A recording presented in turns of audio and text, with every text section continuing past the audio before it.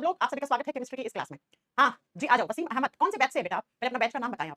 कैसे हैं आप सब लोग? आप सभी का केमिस्ट्री की क्लास में स्वागत है। हमने लास्ट क्लास में केमिकल रिएक्शन पढ़ा था, रासायनिक अभिक्रिया पढ़ा था। केमिकल रिएक्शन क्या होती है, कैसे होती है, क्या क्या कंडीशन चाहिए, ये सारी चीजें हमने पिछली क्लास में पढ़ी थी। बस इसके बाद एक क्लास और होगा, केमिकल रिएक्शन का चैप्टर आपका खत्म हो जाएगा। ठीक है, तो बेटा आज हम क्या पढ़ने वाले हैं? आज हम पढ़ने वाले हैं कि रासायनिक अभिक्रिया कितने प्रकार की होती है। आपने देखा होगा बेटा कि एग्जाम में क्वेश्चन आता है, एक केमिकल रिएक्शन दिया हुआ होता है और पूछता है ये कौन से प्रकार की केमिकल रिएक्शन है। जैसे मैं क्वेश्चन भी करवाऊंगी आज की क्लास में, आपको समझ में आएगा, है ना?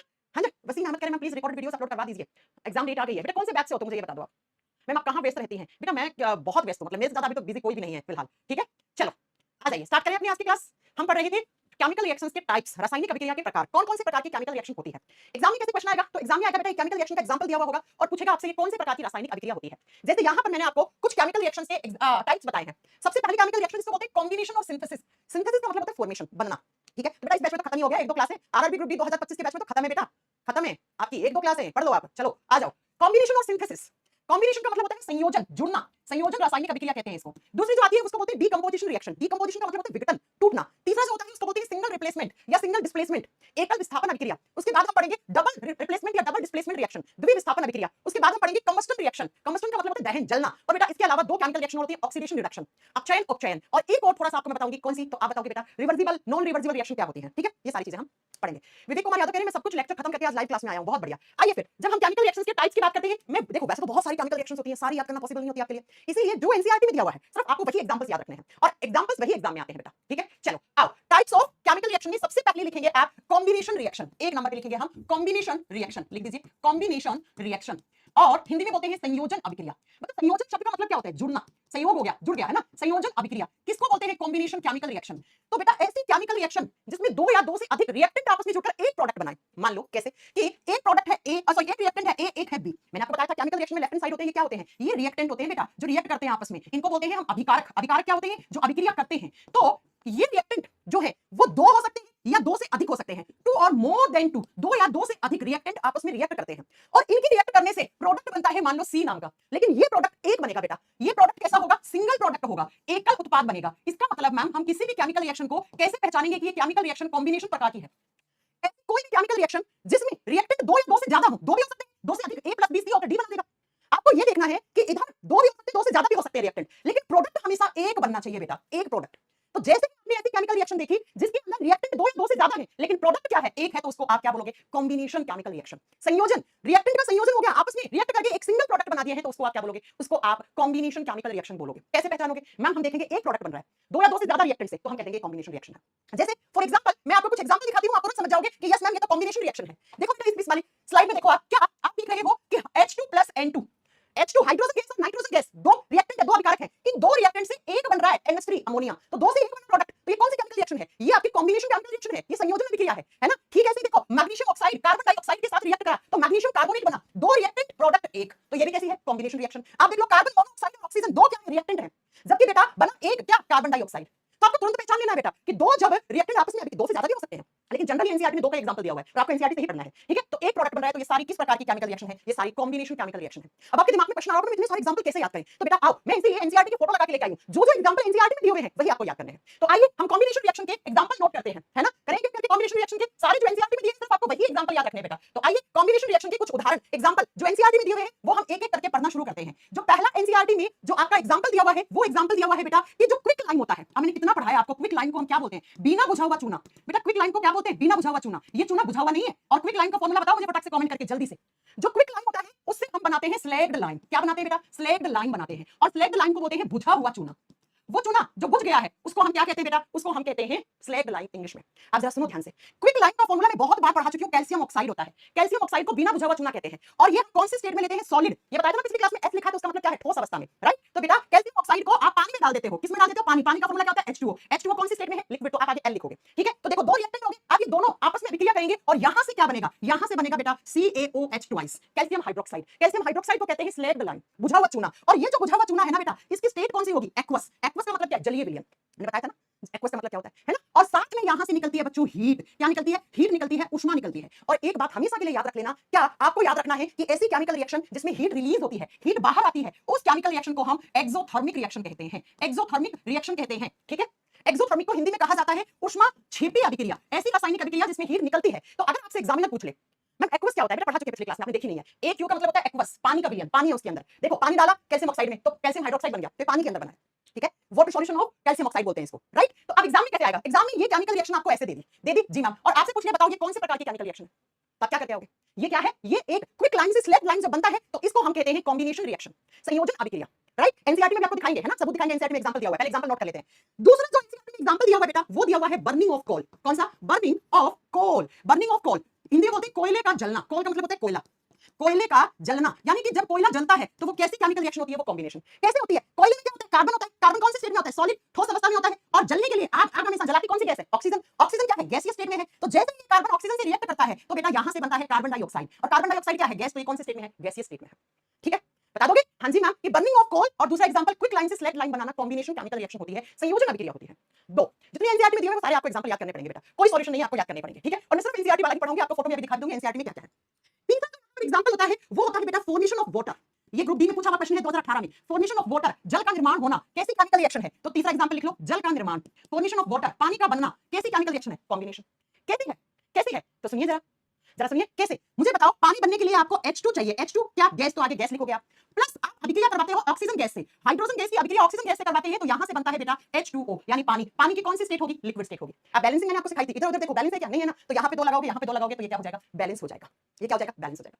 तो फॉर्मेशन ऑफ वाटर, कौन कौन सी gas, hydrogen gas, oxygen gas का जब कॉम्बिनेशन रिएक्शन करवाते हैं तो हमें जल मिलता है, पानी मिलता है, तो ये किसका एग्जांपल है, ये एग्जांपल है बेटा, आप बताओगे तीसरा, आप कॉम्बिनेशन रिएक्शन का। फोर्थ एग्जांपल जो आता है वो आता है बेटा, जब आप कार्बन मोनोऑक्साइड, CO, CO किसका फॉर्मूला होता है, कार्बन मोनोऑक्साइड, कार्बन मोनोऑक्साइड बोलते हैं इसको, और कार्बन मोनोऑक्साइड कौन सी स्टेट में, गैसियस, तो जी लिख दूं, हाँ जी मैम। कार्बन मोनोऑक्साइड को जब आप रिएक्ट करवाते हो हाइड्रोजन गैस से, किससे, हाइड्रोजन गैस से, तो बेटा यहां से जो प्रोडक्ट बनता है वो प्रोडक्ट बनता है, आपको याद रखना है, यहां से बनता है मिथेनॉल। क्या बनता है, मिथेनॉल, मिथेनॉल का फॉर्मूला होता है CH3OH, मिथेनॉल। ये मिथेनॉल आपको मैंने पढ़ाया पिछली क्लासेस में, क्या होता है, कच्ची शराब होता है। मिथेनॉल को बोलते हैं कच्ची शराब या टॉक्सिक शराब, ये जहरीली शराब होती है बेटा, इसको पीने से इंसान अंधा भी हो सकता है, इसको पीने से इंसान अंधा भी हो सकता है। लेकिन ये केमिकल रिएक्शन होने के लिए एटमॉस्फेरिक प्रेशर ज्यादा चाहिए होता है, तो यहां पर इस केमिकल रिएक्शन में लगभग 340 एटमॉस्फेरिक प्रेशर ATM की रिक्वायरमेंट होती है। अब बैलेंस आप कर लो, इधर कार्बन की संख्या देखो, इधर कार्बन की संख्या देखो, ऑक्सीजन की संख्या देखो, ठीक है, इधर हाइड्रोजन 2 है, इधर हाइड्रोजन 1 है, तो मैं यहां पर इसको 2 कर दूं, हां जी, यहां पे 2 कर दूं तो हो जाएगा बैलेंस, देख लीजिएगा आप, राइट, हां जी मैम। अब देखो ये मिथेनॉल कौन सी स्टेट में है, ये लिक्विड स्टेट में है, आगे आपको L लगाना पड़ेगा, ठीक है। आगे बात समझ में, है ना, है ना, क्या मेरी बात समझ में आई, आई मेरी बात समझ में, हाँ जी मैम। मैं भी सारे एनसीईआरटी में एग्जांपल दिखाऊंगी आपको। आ जाइए, पांचवा एग्जांपल क्या दिया हुआ है एनसीईआरटी में, एनसीईआरटी में एग्जांपल दिया हुआ है फॉर्मेशन ऑफ, ये एग्जांपल आपको नोट करने हैं बेटा, ये खुद से नोट्स बनाने हैं आपको, फॉर्मेशन ऑफ मैग्नीशियम ऑक्साइड, एक second, formation of magnesium oxide, इसको स्टार्ट करो बेटा, ये एग्जाम में बहुत बार आता है, magnesium oxide from magnesium ribbon, from magnesium ribbon. याद करो बेटा, जब मैंने मैग्नीशियम धातु के बारे में पढ़ाया था तो मैंने कहा था मैग्नीशियम धातु का जो रिबन होता है उसको हवा में ऐसे करते हो तो वो जलता है, हवा में जलता है, ये चीज आपको याद है ना, ये चीज आपको याद है ना, जी मैम। तो लिखो क्या, आपको लिखना है मैग्नीशियम धातु के रिबन से, मैग्नीशियम धातु के रिबन से, रिबन से मैग्नीशियम ऑक्साइड बनना, मैग्नीशियम ऑक्साइड बनना, मैग्नीशियम ऑक्साइड बनना, इसको स्टार्ट कर लेना बेटा, ये बहुत बार आता है, यहां से दो क्वेश्चन आएंगे, अभी मैं बताती हूं कैसे आते हैं बच्चों। मैग्नीशियम धातु को कैसे लिखते हैं, Mg, मैग्नीशियम धातु है वो कौन सी स्टेट में होती है, क्या बोलोगे आप, सॉलिड स्टेट में।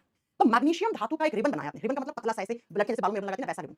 इस रिबन को आपने हीट दी, हीट का मतलब होता है उष्मा दी आपने, इसको जलाया, जलाते हैं तो आप एयर में ऐसे लहराते हैं, एयर में क्या होता है, ऑक्सीजन, तो ये मैग्नीशियम धातु एयर की ऑक्सीजन से अभिक्रिया कर लेता है, ऑक्सीजन गैस से, और यहां से बनता है बेटा MgO। और ये मैग्नीशियम ऑक्साइड जो है ना, ये सॉलिड स्टेट में होता है, ये सॉलिड स्टेट में होता है, और याद रखना कि ये मैग्नीशियम ऑक्साइड जो है ना, ये चूर्ण, ऐसे चूर्ण का मतलब समझते हैं, पाउडर जैसा बन के गिरने लग जाता है।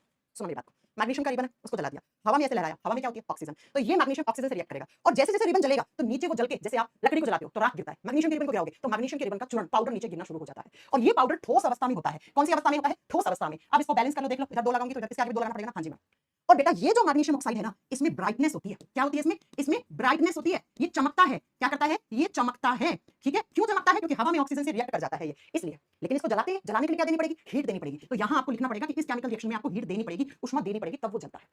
अब हम एग्जाम में क्वेश्चन कैसे आता है, एग्जाम में पहला क्वेश्चन बनता है, मैग्नीशियम को जब हवा में लहराते हैं आप जला के, तो मैग्नीशियम का जो पाउडर बनता है उसका केमिकल फॉर्मूला क्या है, क्या करके MgO, MgO को बोलते हैं मैग्नीशियम ऑक्साइड, क्या बोलते हैं इसको, इसको हम मैग्नीशियम ऑक्साइड कहते हैं बेटा, मैग्नीशियम ऑक्साइड कहते हैं। और ये मैग्नीशियम ऑक्साइड का जो चूर्ण होता है, इसमें चमक होती है, इसमें ब्राइटनेस होती है, ये चमकता है बच्चों, ये क्या होता है, ये चमकता है, ठीक है। अब आपसे एग्जाम में क्वेश्चन पूछता है कौन सी धातु का रिबन हवा में लहराने से जलने लग जाता है, या जल के उसका चूर्ण बनके नीचे गिरना शुरू हो जाता है, और वो चूर्ण, वो पाउडर में ब्राइटनेस होती है, चमक होती है, आपका आंसर मैग्नीशियम। उस चूर्ण का नाम क्या है, मैग्नीशियम ऑक्साइड, उसका फॉर्मूला क्या है, MgO, ठीक है, कर दोगे जी मैम। 5 एग्जांपल बता दिए, छठा और लास्ट एग्जांपल लिख लो, burning of natural gas. 6th number पे लिखो आप, बर्निंग ऑफ नेचुरल गैस, प्राकृतिक गैस का जलना, burning of natural gas, Hindi में लिखो प्राकृतिक गैस का जलना। किस प्रकार की केमिकल रिएक्शन है? कॉम्बिनेशन। अरे आप ये थोड़ा बार बार बताओगे कॉम्बिनेशन रिएक्शन क्यों है बेटा, आप इन सब में देखो, आप दो रिएक्टेंट एक प्रोडक्ट एक प्रोडक्ट, ये तो पता है कॉम्बिनेशन रिएक्शन होती है ना।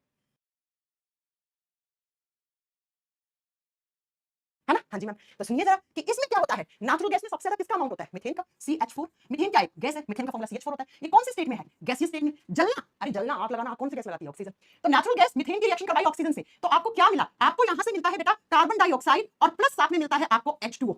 H2O का मतलब यहां पर आपको याद रखना है, ये H2O पानी नहीं है, ये वाटर वेपर के फॉर्म में मिलता है, गैसीय स्टेट में मिलता है, ये भाप अंगार के रूप में मिलता है, इसलिए मैंने आगे जी लिख दिया बेटा। तो ये CO2 भी क्या है? ये भी गैसीय स्टेट में है, ये भी गैस है, और ऑक्सीजन भी क्या होता है? गैस। तो बेटा जब नेचुरल गैस को बर्न करते हो किसके साथ? जलता तो हमेशा ऑक्सीजन है, तो ऑक्सीजन मीथेन को जलाएगा तो यहां से आपको कार्बन डाइऑक्साइड मिलेगा और साथ में वाटर मिलेगा, लेकिन ये वाटर जो होता है वो गैसीय स्टेट में वाटर वेपर के रूप में मिलता है, जल भाप के रूप में मिलता है। ठीक है, अब आप इसको बैलेंस कर लो बेटा। जब बैलेंस करोगे तो देखो यहाँ पर कार्बन 1 हाइड्रोजन 4, कार्बन 1 हाइड्रोजन 2 है, तो आपको यहाँ पे 2 लगाने पड़ेंगे, है ना। और यहाँ 2 लगाओगे तो बेटा ऑक्सीजन 1 है, इधर 2 है, तो इधर भी 2 ये बैलेंस हो गई।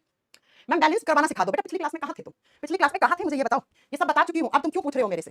चलिए ये 6 एग्जांपल हो गए। हाँ जी मैम, अब आप कहोगे मैम कि क्या हमें ये 6 ही एग्जांपल याद रखने हैं? बेटा देखो केमिकल रिएक्शन का चैप्टर जब आता है ना एग्जाम में, तो वो एनसीईआरटी से ही पूछा जाता है, एनसीईआरटी से ही पूछा जाता है, राइट। अब सुनो, अभी बचा है इसमें 2 प्रोडक्ट है बेटा, 2 नहीं है ये, सुनो। कार्बन डाइऑक्साइड गैसीय स्टेट में है, H2O भाप अंगार के रूप में उड़ जाता है, बचता एक ही है कार्बन डाइऑक्साइड। ठीक है बेटा, डाउट खत्म कर दिया मैंने आपका, बचता एक ही है बेटा। अब आओ मैं आपको एनसीईआरटी के एग्जांपल दिखाती हूँ कॉम्बिनेशन रिएक्शन के। ये रहा बेटा एनसीईआरटी का एग्जांपल, साथ साथ दिया हुआ है बर्निंग ऑफ कोल। अभी तो पता है कोयले के अंदर जो कार्बन होता है वो ऑक्सीजन की प्रेजेंस में, देखो ये केमिकल रिएक्शन दे रखी है, ये कैसा है? ये आपका कॉम्बिनेशन रिएक्शन है। ठीक है, उसके बाद देखो बेटा formation of water from H2 and O2 oxygen. अभी दूसरा एग्जांपल बताया था, हाइड्रोजन गैस की ऑक्सीजन गैस से अभिक्रिया करवाते हो तो जल मिलता है आपको यहां से। तो ऐसे ही ये सारे देखो, एक दिया मैंने बर्निंग ऑफ नेचुरल गैस, ये रहा बेटा देखो, नेचुरल गैस क्या है? मीथेन। किसकी प्रेजेंस में जलाते हो? ऑक्सीजन गैस की प्रेजेंस में, तो कार्बन डाइऑक्साइड गैस के रूप में मिलता है और H2O यहां पे गैस के रूप में यानी कि भाप के रूप में बनता है, भाप उड़ जाता है, बचता है कार्बन डाइऑक्साइड।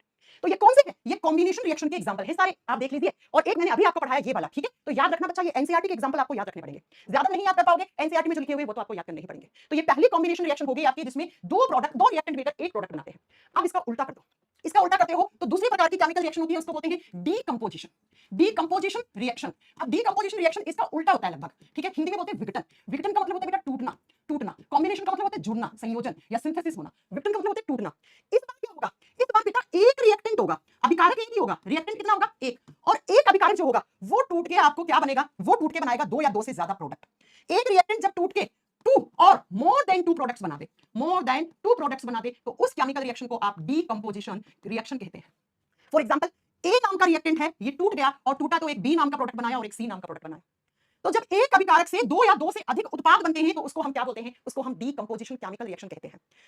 तरबीज आलम कह रही है 80 90 20 वाली क्लास नहीं चल रही है। मैं एक मिनट स्क्रीनशॉट ले लूं आपके इसका, अगर कोई क्लास नहीं चल रही है, एक मिनट मैं ठीक करवाऊंगी ना।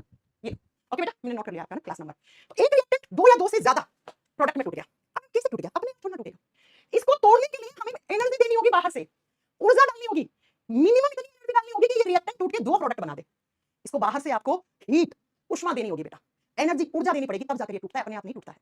तो इस केमिकल रिएक्शन को, डीकंपोजिशन को होने के लिए आपको बाहर से क्या देना पड़ता है? इस केमिकल रिएक्शन को हीट देना पड़ता है बेटा, क्या? उष्मा देना पड़ता है।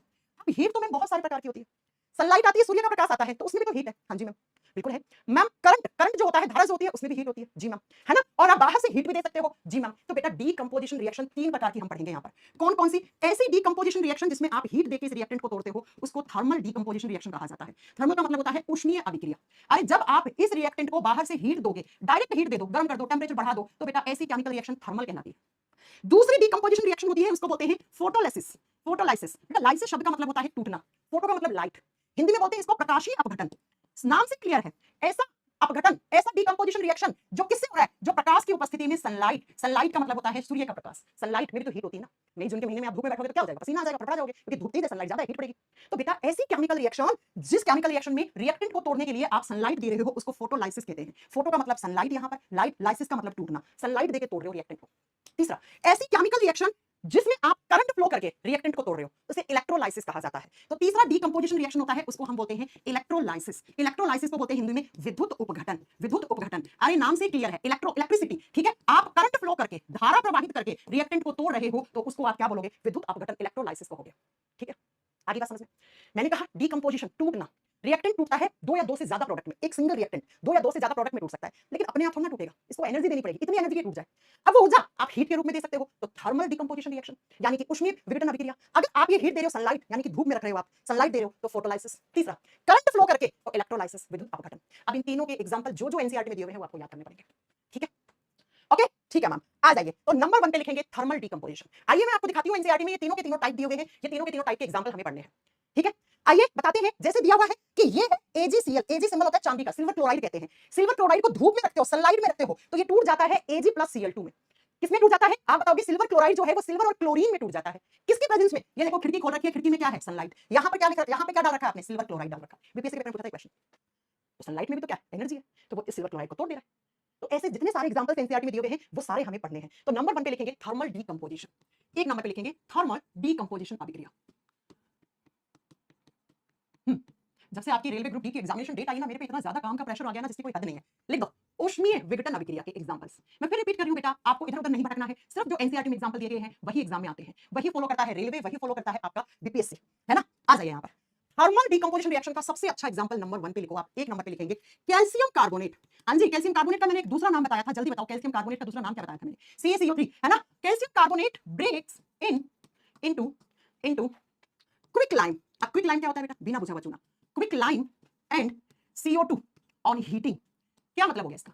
इसका मतलब हो गया कि जब आप कैल्शियम कार्बोनेट को गर्म करते हैं, गर्म का मतलब उसको हीट दिया। अरे थर्मल क्या होती है? थर्मल डिकम्पोजिशन रिएक्शन क्या होती है? ऐसी रिएक्शन जिसमें आप हीट देके रिएक्टेंट को तोड़ते हो, उष्मा देते हो।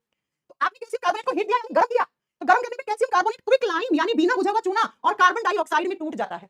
मैम कैसे टूटा? तो देखो बेटा, कैल्शियम कार्बोनेट CaCO3 ये होता है सॉलिड स्टेट में, ठोस अवस्था में। इसको आप हीट दोगे यानी इसको गर्म करोगे आप, गर्म किया, टेम्परेचर बढ़ाया, तो ये रिएक्टेंट जो है वो टूट जाता है किसमें? Calcium oxide. कैल्शियम ऑक्साइड यानी कि बिना बुझा हुआ चूना सॉलिड स्टेट में मिलेगा, और साथ में यहां से कौन सी गैस निकलेगी? कार्बन डाइऑक्साइड गैस निकलेगी। ये लो बच्चों, ये लो बच्चों, देखो ना, रिएक्टेंट क्या है? एक।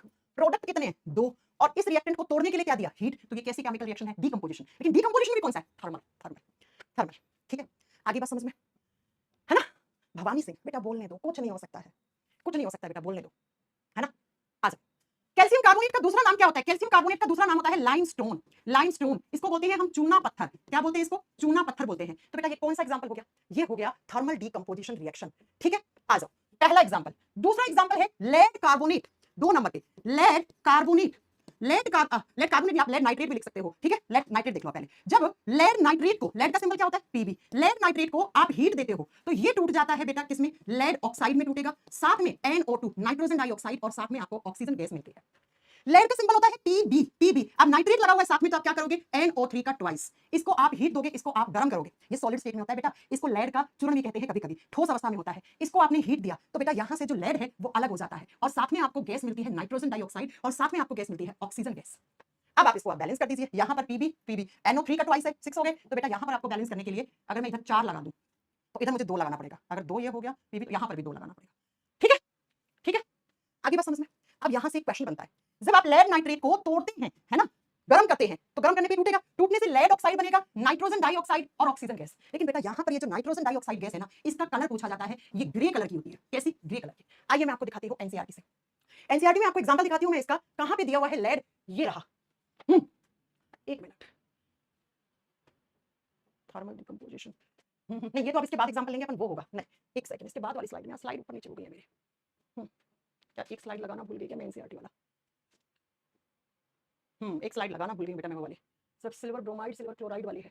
चलो कोई ना, आपके पास एनसीईआरटी होंगी, आप देख लीजिएगा, उसमें एग्जांपल दिया हुआ है और लिखा हुआ है वहां पर कि ये नाइट्रोजन डाइऑक्साइड होती है, ये भूरे रंग की होती है, कहीं है तो नहीं ना? नहीं, इसमें ये वाला एग्जांपल दिया फेरस सल्फेट वाला, ये भी देखेंगे, राइट? तो ये वाला एग्जांपल आपको याद रखना पड़ेगा। अब आ जाइए तीसरा एग्जांपल, बेकिंग सोडा, ये मोस्ट इंपोर्टेंट है बेटा तीसरा। बेकिंग सोडा 3 नंबर पे लिखेंगे, जब आप बेकिंग सोडा को हीट देते हैं, बेकिंग सोडा को बोलते हैं खाने वाला सोडा। कौन सा? खाने वाला सोडा। और खाने वाला सोडे का मैंने केमिकल नाम आपको बहुत बार करवाया है, सोडियम हाइड्रोजन कार्बोनेट या सोडियम बाइकार्बोनेट। बेकिंग सोडा को आप क्या करते हैं? इसको जब आप गिव्स हीट देते हैं तो पता है ये किसमें टूट जाता है? इसको हीट देने पर ये सोडियम कार्बोनेट, किसमें? सोडियम कार्बोनेट में टूटेगा, साथ में ये गैस देगा हाइड्रोजन गैस, हाइड्रोजन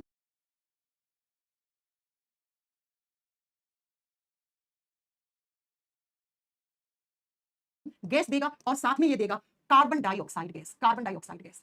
ये एग्जांपल आपके एनसीईआरटी में जब मैंने आपको दिखाया, बेकिंग सोडा को आप क्या देते हो, हीट देते हो, गर्म करते हो, तो बेकिंग सोडा टूट जाता है सोडियम कार्बोनेट में और साथ में हाइड्रोजन गैस निकलती है। और कौन सी गैस निकलती है? Carbon dioxide. कैसे? बेकिंग सोडा का फॉर्मूला क्या होता है? NaHCO3। बच्चों देखो, इसे सोडियम हाइड्रोजन कार्बोनेट भी बोलते हैं और सोडियम बाइकार्बोनेट भी बोलते हैं। तो ये बेकिंग सोडा होता है, खाने वाला सोडा। इसको आपने हीट दी तो ये किस किस में टूट जाता है? ये टूट जाता है Na2CO3 और साथ में यहां से गैस कौन सी? हाइड्रोजन गैस H2 गैस और साथ में आपका क्या निकलता है? CO2। ये भी कौन सी स्टेट में होता है? गैसियस स्टेट में होता है। ठीक है, क्या साउंड ऑफ हो गया है? हाँ जी, साउंड आ रही है क्या? हिमांशु कह रहे साउंड ऑफ हो गया, एक मिनट में देख लो। नहीं नहीं, साउंड तो सही आ रहा है बेटा। साउंड तो एकदम सही है बेटा, साउंड तो सही है। ठीक है, तो बेकिंग सोडा को जब आप हीट देते हो, आप गर्म करते हो, तो ये क्या मिला बेटा? इसे बोलते हैं सोडियम कार्बोनेट, Na2CO3 को। ये सोडियम कार्बोनेट है, साथ में क्या मिला? हाइड्रोजन गैस और साथ में क्या मिला आपको? Carbon dioxide gas. तीसरा एग्जांपल। ठीक है, पहला एग्जांपल क्या लिया हमने? कैल्शियम कार्बोनेट को चुना, पत्थर को, लाइमस्टोन को तोड़ा, तो कैल्शियम ऑक्साइड मिला, कार्बन डाइऑक्साइड मिला। दूसरा एग्जांपल लिया लेड नाइट्रेट का, तो लेड ऑक्साइड, अच्छा PbO होगा ना, लेड ऑक्साइड है ना बेटा, एक मिनट, PbO होगा, लेड ऑक्साइड मिला आपको और साथ में क्या मिला? NO2 और ऑक्सीजन मिला। तीसरा एग्जांपल बेकिंग सोडा। एक चौथा एग्जांपल लिख लो, फेरस सल्फेट को, जो एनसीईआरटी में दिया हुआ है। फेरस सल्फेट को जब आप गर्म करते हैं, फेरस सल्फेट को आप हीट देते हैं, हिंदी में सेम नाम होता है बेटा, फेरस सल्फेट ही कहते हैं इसको। जब आप फेरस सल्फेट को हीट देते हैं, गर्म करते हैं, तो ये टूट जाता है। ये वाला मैंने अभी दिया था आपको एग्जांपल की फेरस ऑक्साइड में। हाँ, इस वाली फोटो में देखो आप, ये रहा एग्जांपल, ये एग्जांपल फेरस ऑक्साइड वाला यहां पर दिया हुआ है। ये रहा, देखो बच्चों, ये दिया हुआ है कि फेरस सल्फेट FeSO4, इसको जब आप हीट देते हैं, गर्म करते हैं, तो ये फेरिक ऑक्साइड में टूट जाता है और साथ में बनता है SO2 और SO3। SO2 को बोलते हैं आप सल्फर डाइऑक्साइड, क्योंकि दो ऑक्सीजन जुड़ा हुआ है। SO3 को बोलते हैं सल्फर ट्राइऑक्साइड। क्या बोलते हैं? Sulphur trioxide. ये दोनों गैस बनती है यहां पर और साथ में क्या बना हमें? आपको मिला फेरिक ऑक्साइड, साथ में क्या मिलता है? Fe2O3 ferric oxide. तो आइए हम इसको नोट कर लेते हैं, इसको हम नोट कर लेते हैं कि फेरस सल्फेट जब टूटता है तो आपको क्या मिलता है? आपको मिलता है बेटा यहां पर फेरिक ऑक्साइड, फेरिक ऑक्साइड मिलेगा और प्लस आपको SO2 सल्फर डाइऑक्साइड गैस और सल्फर ट्राइऑक्साइड गैस SO3 तीनों मिलते हैं, दोनों गैस और फेरिक ऑक्साइड का आपको यहाँ पे सॉलिड स्टेट में मिलता है। अब फेरस सल्फेट का फॉर्मूला FeSO4। जब मैंने आपको मेटल नॉन मेटल करवाया था तो तीन तरीके के विट्रियोल पढ़ाए थे, हरा होता, नीला होता, सफेद होता। अब आप मुझे बताओ फेरस सल्फेट को क्या कहते हैं? ग्रीन विट्रियोल कहते हैं, ब्लू विट्रियोल कहते हैं या व्हाइट विट्रियोल कहते हैं? क्या कहते हैं इसको? वॉशिंग पाउडर क्या होता है बेटा? वॉशिंग पाउडर होता है Na2CO3.10H2O, सोडियम कार्बोनेट डेकाहाइड्रेटेड को वॉशिंग कार्बोनेट कहते हैं, वॉशिंग सोडा कहते हैं। ठीक है, FeSO4 को मैंने क्या बताया था, याद करो आप, ये कौन सा थोड़ा होगा? जब आप FeSO4 यानी फेरस सल्फेट को गर्म करते हैं तो फेरिक ऑक्साइड यानी कि Fe2O3 मिलेगा, साथ में सल्फर डाइऑक्साइड गैस और सल्फर ट्राइऑक्साइड गैस, ये दोनों गैस है। ये सॉलिड स्टेट में होता है, ये ठोसी अवस्था में मिलता है, ये गैसीय स्टेट में मिलता है, ये भी गैसीय स्टेट में मिलता है। क्या दोगे? हीट दोगे, हीट देने पे बनेगा ये। ठीक है, अब आप बैलेंस करने में देख लेना, ऐसा 4 है, 3 यहाँ पे 5, तो इसको बैलेंस करना पड़ेगा। Fe2 यहाँ पर, तो इसके आगे कितना लगा दूं मैं? 2 लगा दूं तो हो रहा है बैलेंस, 2 Fe2। ठीक है, SO4 4, ठीक है, हाँ ठीक है। तो फेरस सल्फेट को जब गर्म करते हैं तो क्या मिलता है हमें? हमें फेरिक ऑक्साइड और साथ में सल्फर डाइऑक्साइड और सल्फर ट्राइऑक्साइड मिलता है। अब जो मैंने ये 4 एग्जांपल लिखवाए ना, इन चारों एग्जांपल में आप बताओ, देखो कैल्शियम कार्बोनेट से कैल्शियम ऑक्साइड और कार्बन डाइऑक्साइड बनना, एक रिएक्टेंट से दो प्रोडक्ट बने, क्या दिया? हीट। तो एक से दो बनते हैं तो उसको डीकंपोजिशन केमिकल रिएक्शन कहते हैं, अपघटन अभिक्रिया कहते हैं, क्योंकि अपघटन किसके प्रेजेंस में हो रहा है? हीट के प्रेजेंस में, तो इसको थर्मल डीकंपोजिशन कहते हैं। ठीक है, ऐसे ही देखो बेटा, यहां पर भी आपने हीट दिया और यहां पर भी आपने हीट दिया, तो एक रिएक्टेंट से दो या दो से ज्यादा प्रोडक्ट बन रहे हैं और ये चारों एग्जांपल किसके हैं? ये 4 एग्जांपल आपको थर्मल डीकंपोजिशन में याद रखने हैं बेटा। ठीक है, याद रखना है आपको। अब दूसरा डीकंपोजिशन कैसा होगा? दूसरा डीकंपोजिशन बेटा फोटोलाइसिस। फोटोलाइसिस को आपको सिर्फ दो एग्जांपल याद करने हैं क्योंकि एनसीईआरटी में दो ही दिए हुए हैं। Photolysis decomposition reaction, decomposition reaction, Hindi में बोलते हैं इसको प्रकाशीय अपघटन। हिंदी में क्या बोलते हैं? प्रकाशीय अपघटन। नाम से क्लियर है, ऐसा अपघटन जिसको क्या चाहिए? प्रकाश चाहिए, सनलाइट चाहिए। ऐसा अपघटन जो किसकी प्रेजेंस में हो रहा है? सनलाइट की प्रेजेंस में हो रहा है, प्रकाश की उपस्थिति में हो रहा है, तो उसको आप फोटोलाइसिस कहते हैं। जैसे एनसीईआरटी में एक बहुत अच्छे से डायग्राम देके इसको समझा रखा है। क्या समझा रखा है? देखो बेटा, इस फोटो में इसमें दिया हुआ है कि जब आप सिल्वर क्लोराइड को ऐसे, सिल्वर क्लोराइड यानी AgCl को एक बर्तन में रखकर और उस पर सनलाइट गिराते हो, सूर्य का प्रकाश गिराते हो, तो ये टूट जाता है बेटा किसमें? सिल्वर में और प्लस क्लोरीन में टूट जाता है। पहला एग्जांपल। और दूसरा एग्जांपल यहीं पे एनसीईआरटी में दिया हुआ है, दूसरा एग्जांपल AgBr। ये देखना बेटा, मैं आपको दूसरा एग्जांपल दिखाती हूं। इसके बाद ये देखो, ये दूसरा एग्जांपल AgBr, सिल्वर ब्रोमाइड को सनलाइट देते हो तो वो सिल्वर ब्रोमीन में कन्वर्ट हो जाता है। ये रहा, क्या सिल्वर ब्रोमाइड को क्या करते हैं हम? जब इसको धूप में रखते हैं तो ये टूट जाता है। और ये केमिकल रिएक्शन पता है कहां काम आती है? फोटोग्राफी में। ये देखो दिया हुआ फोटोग्राफी में। कौन सी photography? White and black photography. पुराने जमाने में जब आप स्टूडियो जाकर फोटो खिंचवा के आते थे तो पहले नेगेटिव इमेज मिलती थी, बाद में पॉजिटिव इमेज मिलती थी, तो उसी को आप काला सफेद फोटोग्राफी बोलते हैं, उसमें ये काम आती है बेटा।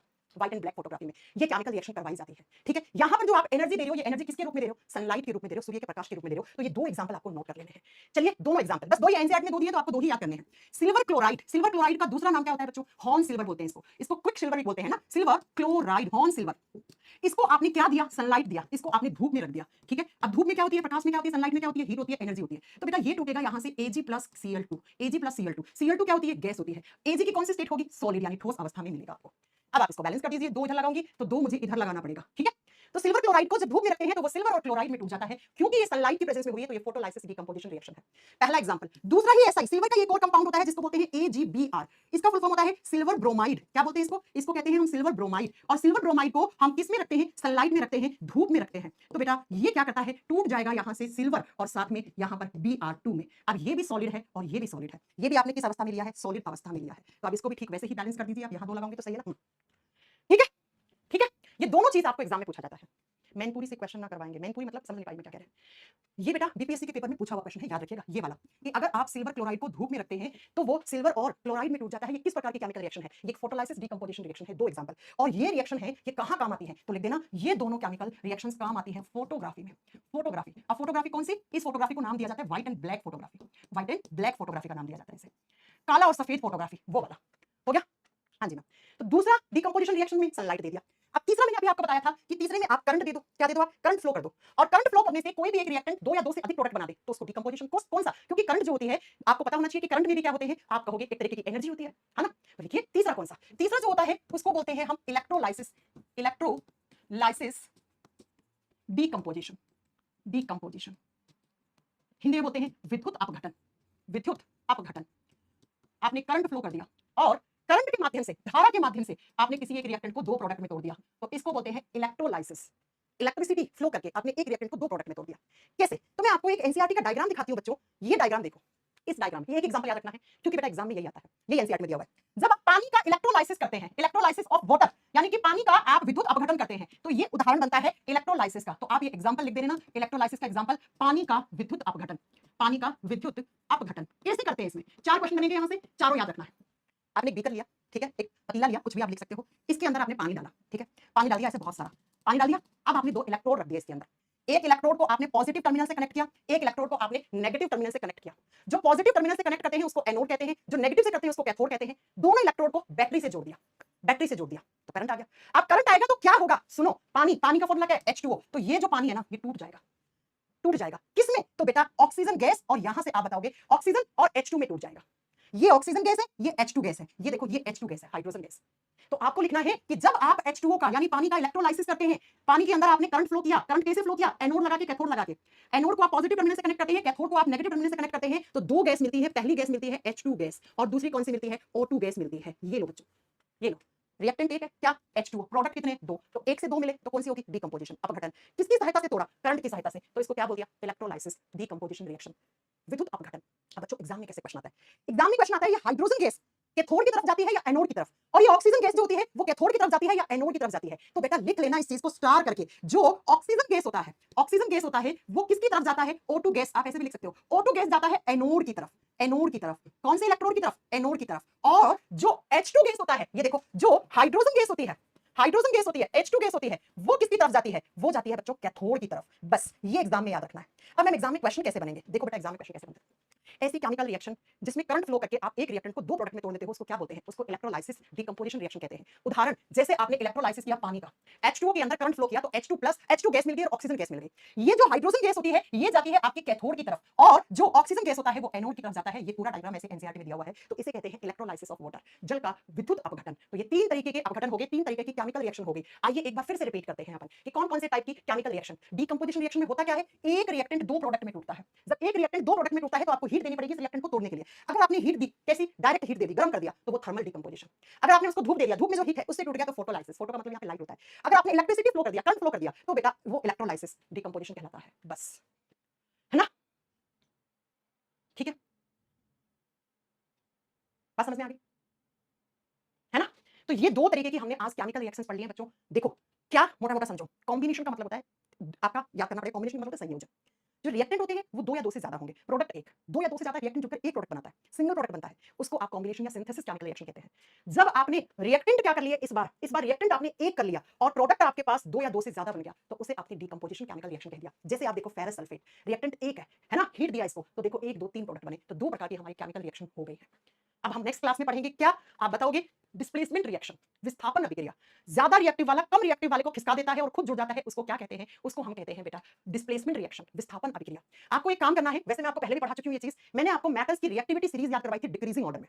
एक ट्रिक बताया था बेटा, याद है कौन सी ट्रिक बताया था? काशीनाथ का, है ना, बताया था ना, काशीनाथ का माली आलू जरा फीके पकाता है, ये बात, ये ट्रिक बताई थी ना आपको। और मैंने कहा था इस रिएक्टिविटी सीरीज में ऊपर आती है मोर रिएक्टिव मेटल्स और नीचे आती है लेस रिएक्टिव मेटल। तो बेटा डिस्प्लेसमेंट रिएक्शन में हमेशा ज्यादा रिएक्टिव वाला एलिमेंट कम रिएक्टिव वाले एलिमेंट को खिसका देता है और खुद जुड़ जाता है, उसको हम डिस्प्लेसमेंट रिएक्शन कहते हैं। अब ये डिस्प्लेसमेंट रिएक्शन दो प्रकार से होती है, एक होता है सिंगल डिस्प्लेसमेंट, एक होता है डबल डिस्प्लेसमेंट। एक ने खिसकाया, है ना, एक ही जुड़ा तो सिंगल, दो ने खिसका दिया, दो जुड़ गए तो डबल डिस्प्लेसमेंट, दो डिस्प्लेसमेंट। ठीक है, मैं, मेरा लैपटॉप नहीं चल रहा है तो इसमें मैं क्या करूं बेटा, है ना, ठीक है, ओके, बस डिस्प्लेसमेंट रिएक्शन करेंगे और ऑक्सीडेशन रिडक्शन, इसके बाद आपका ये चैप्टर खत्म हो जाएगा। हाँ, ये याद करके आना आपको रिएक्टिविटी सीरीज, इसके बिना आप नहीं कर पाओगे, इसके बिना आप नहीं कर पाओगे, ये याद होनी चाहिए, क्योंकि एग्जाम में कैसे क्वेश्चन आता है, ज्यादा रिएक्टिव मेटल को यहां डाल देगा, फिर आपसे पूछेगा क्या अभिक्रिया होगी, कभी आपसे यहां कम रिएक्टिव मेटल को डाल देगा, पूछेगा क्या अभिक्रिया होगी, तो इसके लिए आपको ये रिएक्टिविटी सीरीज याद करनी पड़ेगी बेटा, तभी आप कर सकते हो, तभी आप कर सकते हो। ठीक है, विपिन यादव कह रहे कैसे पूछे,